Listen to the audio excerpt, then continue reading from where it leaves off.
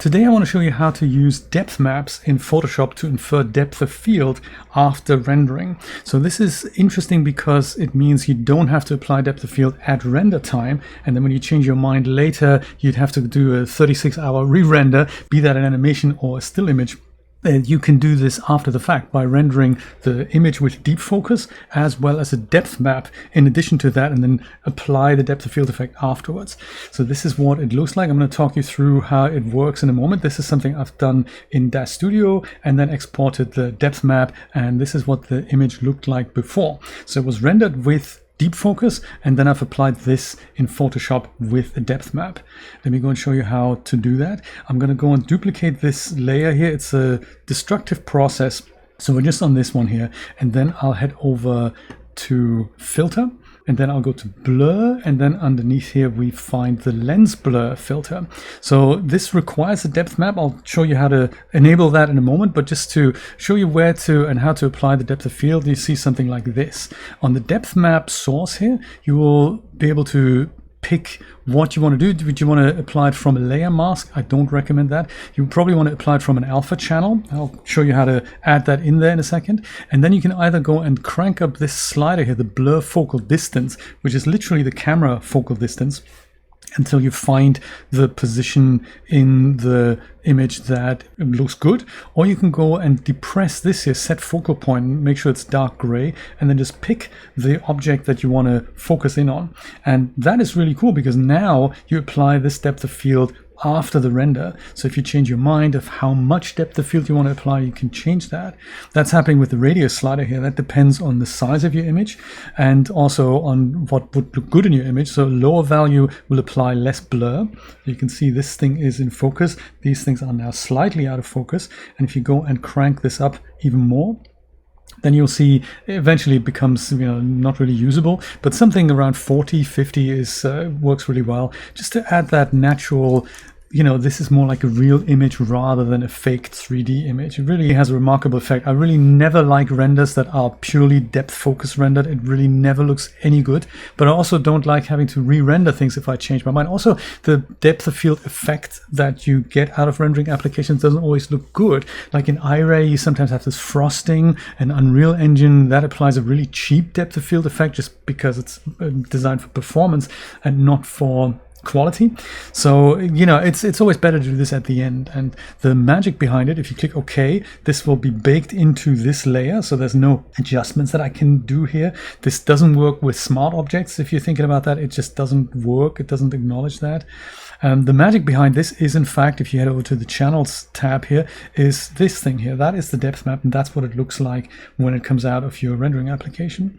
Photoshop can also imply this from 2D images if you don't have that. I'll come to that at the end, but let me show you how to set this up in an image that came out of Unreal Engine here.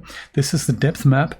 That is that's just this is the grayscale image that I've imported here, and this is the actual image that I want to use it on. So you can see the correlation. Anything that is white or lighter in color is typically further away from the camera.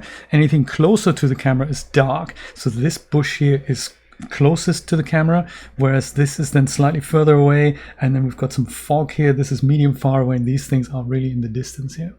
So let's go and copy the contents of this, Control A, Control C, to grab this depth map.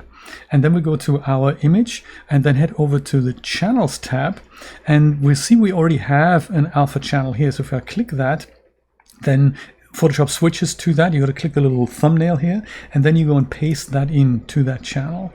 If you don't have that, you can also go and create a new channel here by going to this little plus icon here. If you don't have an alpha channel in here, that'll make one. Then select it and then paste that in. Go back to the RGB top thing here, and then we don't see the alpha map at all anymore because it's switched off here. If you see something like this, it just means the alpha channel is currently visible. So just click the eyeball icon to get rid of that. And with that in place, we can now go and head over to filter, blur, and then we'll go to lens blur. And that now can use the depth map as a source here, but if you had applied it as a layer mask, you can also do that. It just doesn't come out nice when you go and hit OK, so I always recommend using alpha here.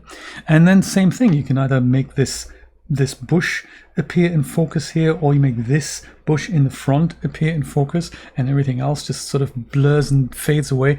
This doesn't look fantastic, so I think the depth map isn't great here, so I'll have to go and mask some things out.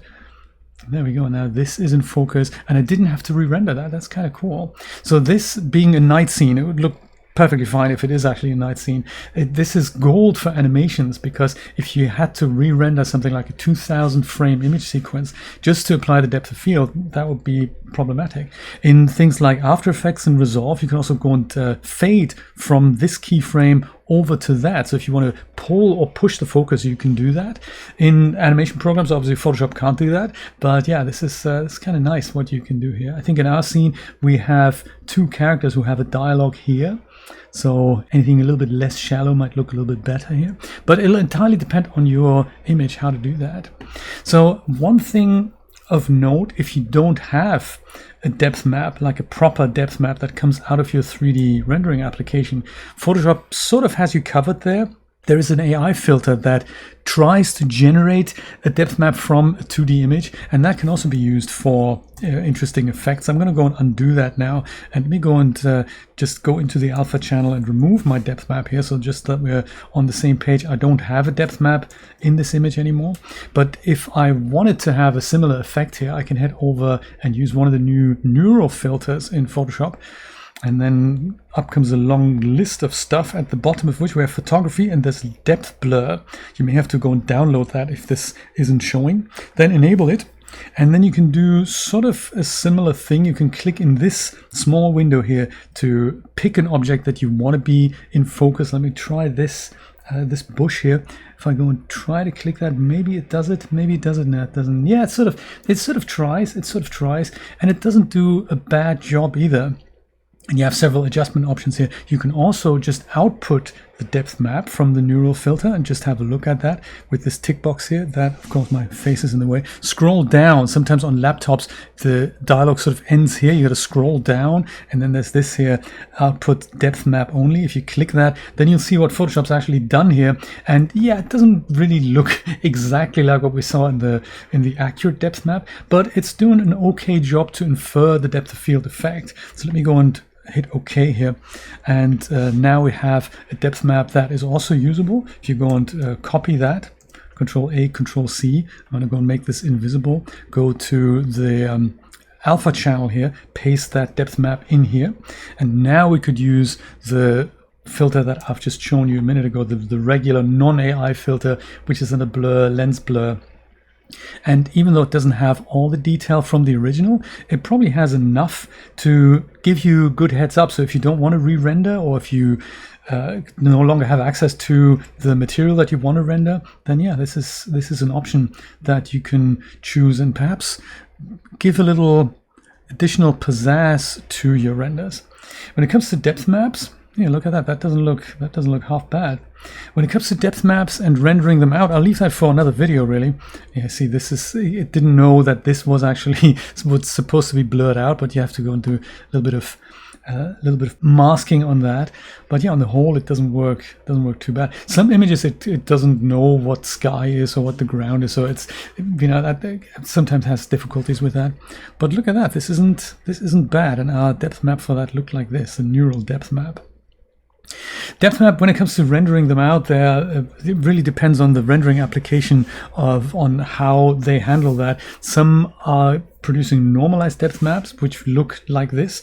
Others produce something that looks completely white and blown out with a bit of a yellow tinge somewhere. Those are typically distance maps that work with more accuracy and a higher color space that you may have to normalize for your compositing app to understand that. So things like Nuke will sort of understand the higher color space, but things like Photoshop, it may have trouble with that, and also you may not need all that accuracy here. Normalized in this instance means whatever's furthest away becomes white, whatever is closest becomes black, and everything else is in the middle. Whereas accurate world depth values would say this tree is 1247.3 meters away from the lens at this frame, and then as your camera travels, that value would change, and it would do that for every value. So that's why you have potentially a depth map and a distance map. But usually if you normalize them into grayscale, then you know that's pretty much the same. That was it. That's all I had for you today. Thank you so much for watching. I hope you got a lot out of it, and I hope you can use this to make your renders look better. Take care, and I will see you next time. Bye bye.